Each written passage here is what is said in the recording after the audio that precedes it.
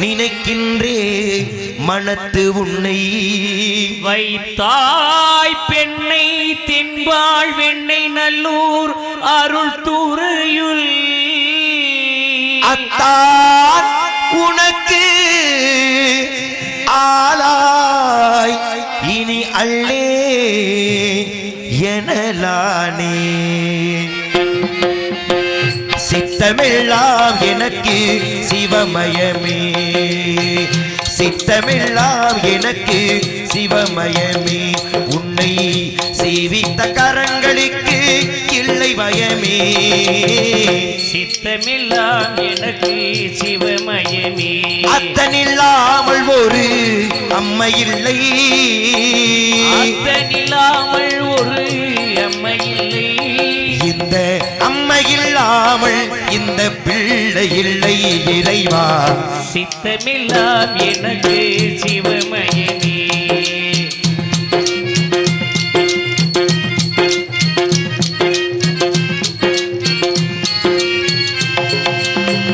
பக்தி பெருக்கில் எந்தன் ஊமுருக அந்த பரவசத்தின் உள்ளே உயிர் உருக பக்தி பெருக்கி எந்த ஊனுருக அந்த பரவசத்தில் உள்ளே உயிர் உருக சக்தி எல்லாம் திரண்டு சிவம் பெருக சக்தி எல்லாம் திரண்டு சிவம் பெருக எந்தன் சந்ததியே உந்தனுக்கு அடிபணிய இறைவா சித்தமெல்லாம் எனக்கு சிவமயமே உன்னை சேவித்த கரங்களுக்கு இல்லை பயமே சித்தமெல்லாம் எனக்கு சிவமயமே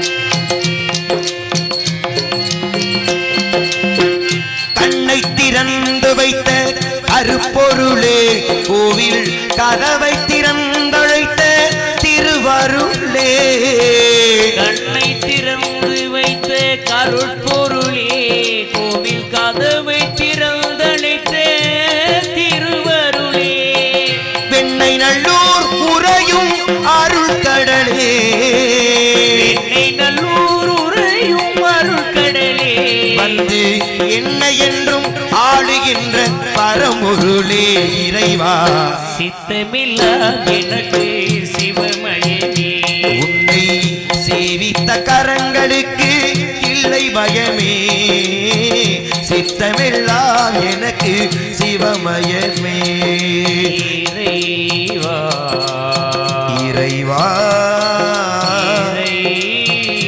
இறைவா எம்பெருமான் ஈசனை பணிந்து நன்றி கைதட்டி நாடக கலைஞர்களை எப்பொழுதுமே உற்சாகப்படுத்தக்கூடிய அத்தனை நாடக ரசிகர்களுக்கு அதற்கு ஏற்றார்பலை ஆகச் சிறந்த முறையிலே எங்களது மிகச்சிறப்பாக ஒளிபெருக்கி அமைத்து தரக்கூடிய எங்களது ஆகச் சிறந்த ஒளிபெருக்கி ஸ்தாபனம் எங்களது லாவண்யா மிளகனூரை சேர்ந்த லாவண்யா ஆடியோஸ் அன்பு உள்ளங்கள் அனைவருக்குமே மனமார்ந்த நன்றியை தெரிவித்துக் கொண்டு மேலும் யாரை பணிய வேண்டும் அருவம் உருவமாகி அனாதியாய் பலவாய் ஒன்றாய் பிரம்மமாய் இரண்டு ஜோதி பிளம்பதொரு மேனியாகி கருணைக்கிற முகங்கள் ஆறும் கரங்கள் படியிடம் கொண்டு ஒரு திரு முருகன் வந்தான் உதித்தன உலகமைய என்ற போற்றலுக்குரிய எம்பெருமான் முருகப்பெருமானை பணியாது கழகத்தை துறந்தால் அக்கழகம் ஒருபோதும் சிறக்காது. காரணம் என்ன? தவறு செய்தது தன்னுடைய வாகனம் மயிலாகவே இருந்தாலும் கூட பாரபட்சமின்றி தண்டனை வழங்கி நீதியை நிலைநிறுத்தினார் எம்பெருமான் முருகப்பெருமான். ஏன் ஒரு நேரத்தில் முருகனை பார்ப்பதற்காக தரிசிப்பதற்காக பிரம்மனும் போறாரு, மகாவசுவும் போறார். பிரம்மனுடைய வாகனம் அன்னப்பறவை, மகாவசுடைய வாகனம் கருடாழ்வார். ரெண்டு பேருமே தங்களுடைய வாகனங்களை வெளியில் நிறுத்திட்டு போய் முருகனை போய் வணங்குறாங்க, வாழ்த்துறாங்க. திரும்பி வந்து பார்த்தா வெளியில் நிப்பாட்டி வச்சிருந்த கருடனையும் காணோம், அன்னப்பறவையும் காணோம். என்ன காரணமாக இருக்கும் என்று அனைவருமே திகைத்து நின்ற பொழுது அங்கேதான் உண்மை வெளிப்படுகிறது. ஏன்னா உன்னை விட வேகமாக பறப்பதாக கருடனும் அன்னப்பறவை சொல்லிவிட்டது என்று நம்பிய மயிலாகப்பட்டது தீர விசாரிக்காம கருடனையும் விழுங்கிருச்சு, அன்னப்பறவை விழுங்கிருச்சு. வந்தார் முருகப்பெருமான், தீர விசாரிச்சார். தவறு தன்னுடைய வாகனம் மயில் மீது என்று தெரிந்தது. உடனே பாரபட்சம் இல்லாமல் சாபத்தை கொடுத்தார். அறிவுள்ள ஒரு ஜீவனுக்கு இதை செய்யணும் இதை செய்யக்கூடாதுன்ற ஒரு அடிப்படை அறிவு இருக்கும். ஆனால் அப்படிப்பட்ட அடிப்படை அறிவு எழுந்து சாதாரண பாறையை போல் நீ செயல்பட்டதால் நீ பூலோகத்திலே பாறையாக போவாய், குன்றாக போவாய் அப்படின்னு சாபம் கொடுத்துட்டார் முருகப்பெருமான் தன்னுடைய வாகனம் மயிலுக்கு. அப்படி மயிலாகப்பட்டது முருகண்ட சாபம் வாங்கி இந்த பூலோகத்தில் குன்றாக குடிகொண்ட மலையே இன்னைக்கு குன்றக்குடின்ற ஒரு ஆகச்சிறந்த ஆலயமாக விளங்குகிறது. அப்படியான சிறப்பு கொண்டு எம்பெருமான் முருகப்பெருமான் காலம் அறிவான், கருணை புரிவான், குன்றக்குடியார் 1000 கோடி மன்மதர்களுக்கு இணையான அழகு பொருந்திய அந்த குன்றக்குடி அழகனை எம்பெருமான் முருகனை பணிந்து கலகத்தை தொடரலாம். நாராயணா. குன்றக்குடி ஊர் அழகா, குன்றாடும் வேல் அழகா, குத்துமலர் தோப்புகள் அழகா, எங்க குறவள்ளி மாப்பிள்ளை அழகா. குன்றக்குடி ஊர் அழகா, கொண்டாடும் தோப்பழகா, கொத்துமலர் தோப்புகள் அழகா, அங்கே கொண்டாடும் காவடி அழகா, மயில் நிறகு அழகா, அது பழகும் நடையும் அழகா, அழகு எல்லாம் அழகா, எங்க முருகன் போல அழகா, மலரா நிலவா அழகா, அலைவாள் குமரன் பேரழகா. குன்றக்குடி ஊர் அழகா, குன்றாடும் வேல் அழகா, கொத்துமலர் தோப்புகள் அழகா, எங்க குறவள்ளி மாப்பிள்ளை அழகா.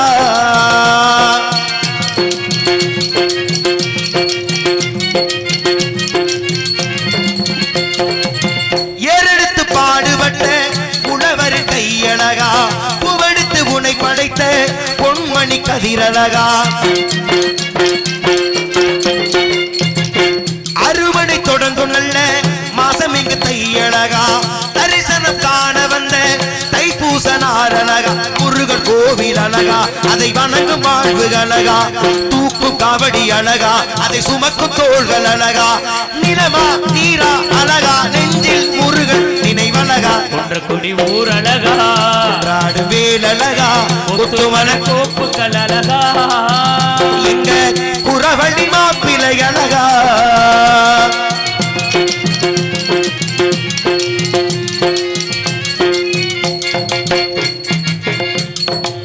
மக்கள் குடி காக்கும் அந்த மன்னர் குடி மலை அழகா, வீரப்படை கை பிடிக்கும் வீரக்குயில் மொழி அழகா,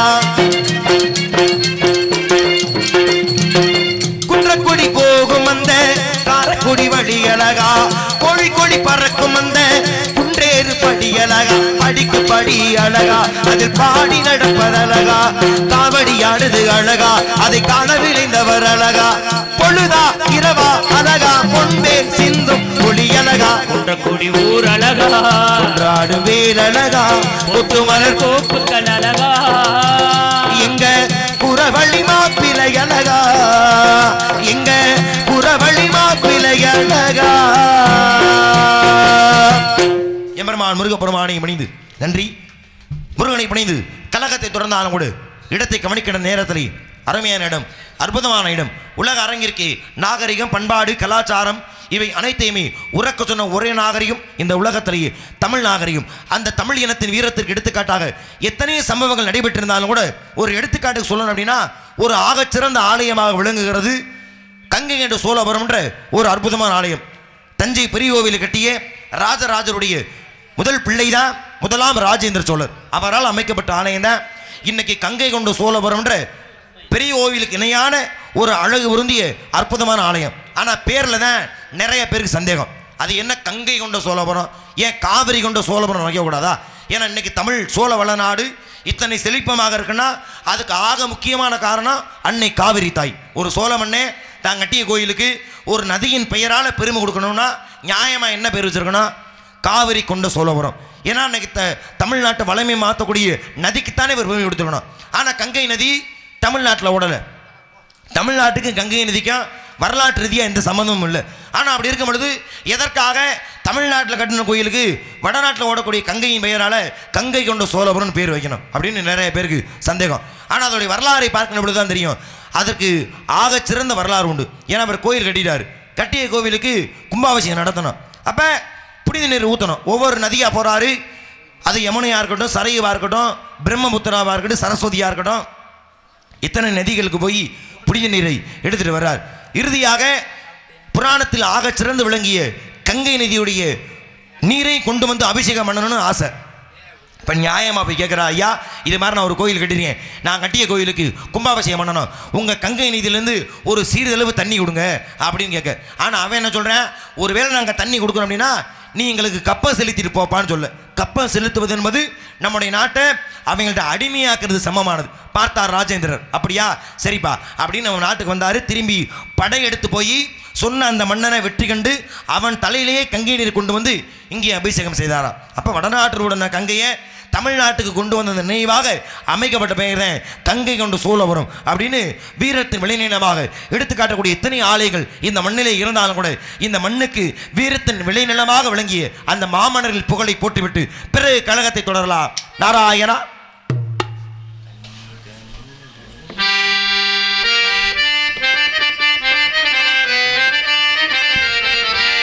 கண்ணே கனிமயிலே கானகத்து பூமையிலே பொன்னே புதுமானே நான் கதை ஒன்று சொல்லுவேனே.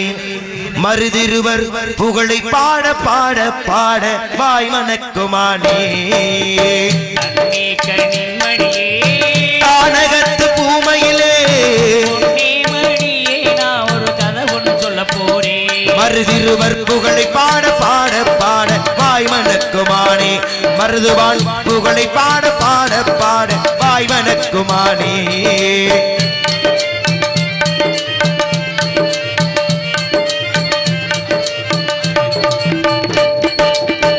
எத்தனையோ தவமிருந்து மாமன்னர் மருது பாண்டியர், எத்தனையோ தவமிருந்து மாமன்னர் மருதிருவர் இப்புவியோ போற்றுகின்ற சிங்கம் தாண்டி மயிலே.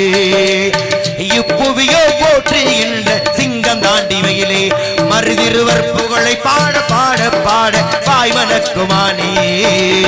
கண்ணே கனிமணியே கானகத்து பூமையிலே பொன்னே மணியே நான் கதை ஒன்று சொல்ல போறேன்.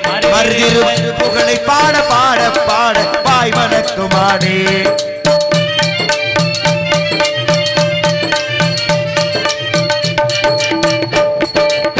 நல்லவர்கள் போற்றுகின்ற நாயகர்களா மருதிருவர். நல்லவர்கள் போற்றுகின்ற நாயகரா மருதிருவர். தென்பாண்டி சிங்கம் நமது தங்கம் தாண்டி மயிலே. தென்பாண்டி சிங்கம் நமது தங்கம் தான் மயிலே. மருதிருவர் புகழை பாட பாட பாட வாய் மணக்குமானே. கண்ணே கனிமணியே கானகத்து பூமையிலே பொன்னே கனியே நான் ஒரு கதை ஒன்று சொல்ல போறேன். மருதிருவர் புகழை பாட பாட பாட வாய் மணக்குமீனே. மருதிருவர் புகழை பாட பாட பாட வாய் மணக்குமானே. மருதிருவர் புகழை பாட பாட பாட வாய் மணக்குமானே. மாமன்னர் மருதிருவர் புகழ்பாடி கலையினை தொடர்ந்தாலும் கூட இடத்தை கவனிக்கின்ற நேரத்தில் ஏதேனும் சத்தம் கேட்கின்றதா? கஞ்சிமடை எம் ராமச்சந்திரன் சார்பாக மாமன்னர் மருதிருவர் புகழ் பாடியதற்காக அன்பளிப்படுத்துள்ளார். மாமன்னர்கள் மருதுபாண்டியர் புகழ் பாடியதற்காக அன்பில் வழங்கிய அருமை ஐயா அவர்களுக்கும் அவர்கள் குடும்பத்தார்களுக்கும் என் சார்பாக, நான் சார்ந்த கலை குடும்பத்தின் சார்பாக மீண்டும் ஒரு முறை சிறந்தாழ்ந்த நன்றிகளது வணக்கம் வணக்கம் வணக்கம். ஆளுநர் சு என்று காணப்படக்கூடிய இந்த பெண்மணியால் வர்ணிக்க வேண்டும் என்றால் மருது சேர்வை மகன்கள் சார்பாக அருமை மாப்பிள்ளை அவர்களுக்கு 100 ரூபாய் அன்பளிப்படுத்துள்ளார்கள். அன்பு வழங்கி கௌரவப்படுத்தி அருமை ஐயா மருது சிறு இவர்களுக்கும் அவர்களுடைய புதல்வர்களுக்கும் அவர்கள் குடும்பத்தார்களுக்கும் மீண்டும் ஒருமுறை எஞ்சார்ந்த நன்றிகளது வணக்கத்தை மனதார உறுத்தாக்கி கொண்டு ஆளுநர் சோ என்று காணப்படக்கூடிய பெண்மணியால் வர்ணிக்க வேண்டும் என்றால் 1000 நாவுகள் படைத்த ஆதிசேடனாலும் கூட இந்த பெண்மணியை வர்ணிப்பது என்பது இயலாத காரியம். இருப்பினும் கூட இந்த பெண்ணின் அழகை வர்ணிக்க வேண்டும் என்றால் யாருக்கு இணையாக வர்ணிக்கலாம்? மதுரை அரசாலும் அந்த அங்கேற்கண்ணிக்கு இணையாக அன்னை மீனாட்சியின் இணையாக இந்த பெண்மணியாலை வர்ணித்தாள். எப்படி வர்ணிக்கலாம்?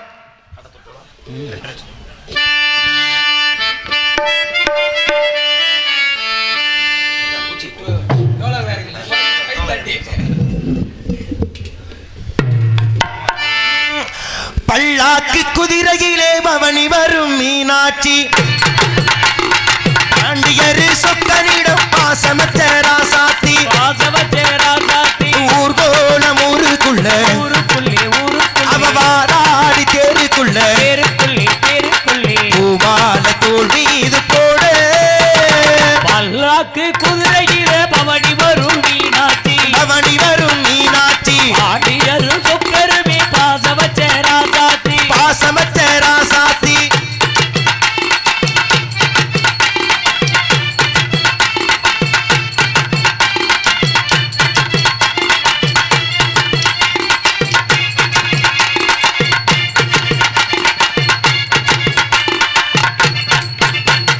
வீராதி வீரமுள்ள ராசாதி ராசனுக்கு பூமால போடுகிறது திருநாளு ஒரு பூந்தேறு கூட்டி வரும் திருநாளு வீராதி வீரனுங்க ராசாதி ராசனுங்க பூமால போடுகிறது திருநாளு ஒரு பூந்தேறு கூட்டி வரும் திருநாளு மாறாத அன்பு வச்ச மகராசி மறையாத எண்ணம் வச்ச மீனாட்சி ஊரோடும் பேரோடும் உறவாடும் ஒரு காட்சி மனசும் மனசும் இணைய ஒரு நாள் திருநாள் பிறந்தது பல்லாக்கு குதிரையில பவனி வரும் மீனாட்சி பவனி வரும் மீனாட்சி ஆடியரும் சொக்கருமே பாசமச்ச ராசாத்தி பாசமச்ச ராசாத்தி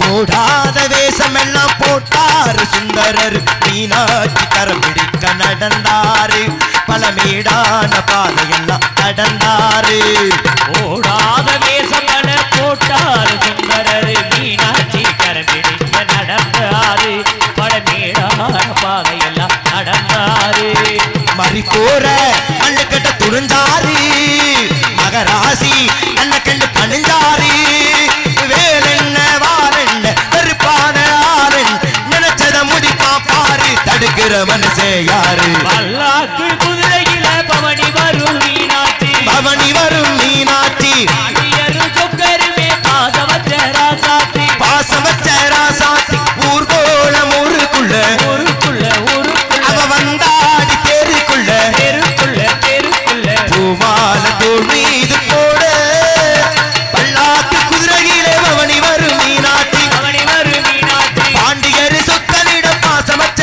ராசாத்தி பாசமச்ச ராசாத்தி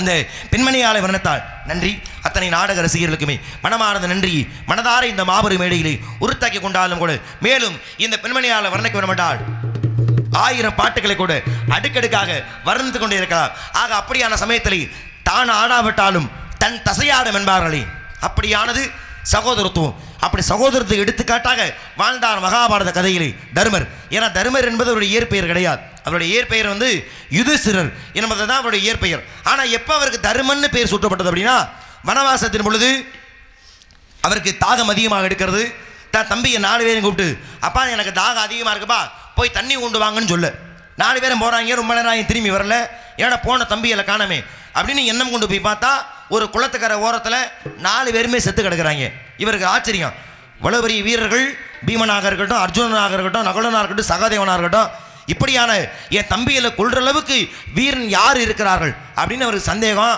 சரி தண்ணியை குடிச்சுவிட்டு என்ன ஏதுன்னு பார்ப்போம் அப்படின்னு தாகத்தில் தண்ணி எடுத்து குடிக்க போறாரு நில் என் கேள்விக்கு பதில் சொல்லாமல் போனதுனாலனே உன் தம்பிகள் 4 பேருமே இறந்தார்கள் என் கேள்விக்கு நீ பதில் சொன்னீங்கன்னா உன் தம்பியை 4 பேரையும் தர்றேன் அப்படின்னு சொல்ல சரி கேளுப்பான்னு சொல்ல 108 கேள்விகள் கேட்கப்பட்டது 108 கேள்விக்கும் சரியான பதிலை சொல்றாரு அப்ப திரும்பி இவர் சொல்றாருன்னு சொல்றேன் கொன்ன இது மாதிரி உன் 4 தம்பியை தர முடியாது யாராச்சும் ஒருத்தனை தர்றேன் உனக்கு யார் வேணும்னு கேட்க அப்பதான் அவர் தர்மம் கேட்டாரா எனக்கு நகுலனை கொடு என்று திருப்பி அவன் கேட்கிறான் ஏண்டா உன் தம்பிகளில் வீரமானவன் பீமன் நீ பீமனை கேட்டிருக்கலாம் இல்லை மிகப்பெரிய வில்லாளி அர்ஜுனனை கேட்டிருக்கலாம் இல்லை சாஸ்திரத்தில் பெரிய ஆளு சகாதேவன் நீ அவனையும் கேட்டிருக்கலாம் ஆனால் நகுலனை கேட்குறியடா அவனுக்கு இன்னும் தனிப்பட்ட சிறப்பு எதுவுமே இல்லையாடா ஏன்பா கேட்குற அப்போ தான் அவர் சொன்னாரா எங்கள் அப்பா பாண்டு மகாராஜாவுக்கு 2 மனைவிகள் ஒன்று குந்தி தேவி மற்றொரு மாத்தி தேவி குந்தியுடைய மூத்த பிள்ளை நான் உயிரோடு இருக்கிறேன் அப்படின்னா என்னுடைய சிறிய தாயார் மாத்திரையுடைய பிள்ளை மூத்த பிள்ளை நகுலன் அவை இருப்பது தான் தர்மம் அதனால் நீங்கள் நகுலனை கொடுங்க அப்படின்னு கேட்ட உடனே அப்போ தான் நான் அதற்கு மனமகிழ்ந்து 4 பேரையுமே கொடுத்து என்ன சொல்கிறேன் உன்னுடைய வாழ்நாள் முழுக்க நீ இதே போலவே தர்மத்தோடு இருப்பதால் உனக்கு இன்று முதல் தர்மன்னு பேர் சூட்டுறேன் அப்படின்னு வாக்கு கொடுத்தாராம். அன்றிலிருந்து தான் அவருக்கு தருமன்னே பேர். அப்படி தன்னுடைய சகோதரத்துவத்தை போற்றி மகாபாரத கதையிலே ஒரு சரித்திரம் படைத்தார் தருமனாக. அப்படியான சகோதரத்துவத்தை போற்றும் வகையிலே ஒருமுறை வர்ணத்தால் எப்படி வர்ணிக்கலாம்?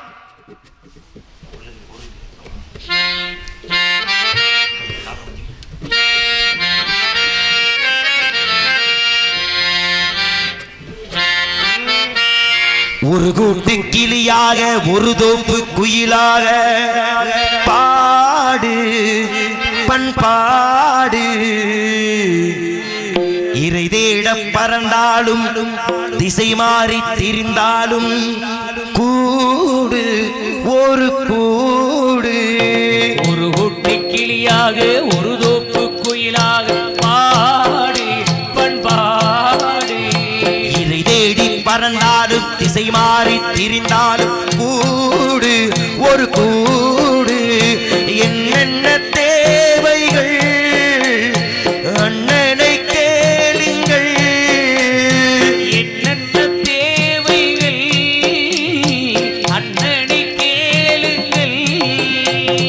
ஒரு கூட்டு கிளியாக ஒரு தோப்பு குயிலாக பாடு பண்பாடு தேடி பறந்தாலும் திசை மாறி திரிந்தாலும் கூடு ஒரு கூடு.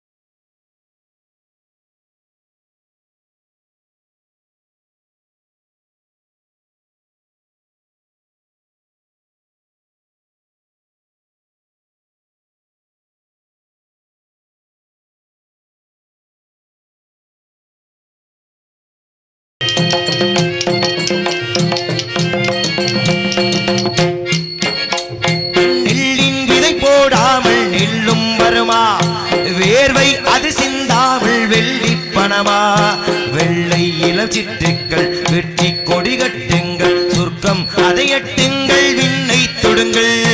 வெள்ளை இளஞ்சிட்டுக்கள் வெற்றி கொடி கட்டுங்கள், சொர்க்கம் இனிதட்டுங்கள் விண்ணை தொடுங்கள்.